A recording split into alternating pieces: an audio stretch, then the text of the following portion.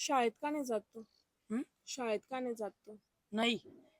गण्या शाळेत कधीच गेलेला नाहीये. गण्या लहानपणापासून शाळेत गेलेला नाहीये. कारण तो लहान असताना त्याला फिट यायची म्हणून त्याला कधी शाळेत पाठवलं नाही आणि म्हणून तो कधीच शाळेत गेला नाही. हो की नाही गण्या? हं. गण्या काय काम आहे रे? ना रे हं? काय काम आहे तुझं? चेन. शेण फेकायला? हं. मग तू पण फेकू शकतो ना. आज्याचं काय काम आहे? मुगा मुगा. आज्या भुगा देता असं? हं. कुठून आणतात? ते. दुकानातून आणतात? हं. तुला देतात? हं.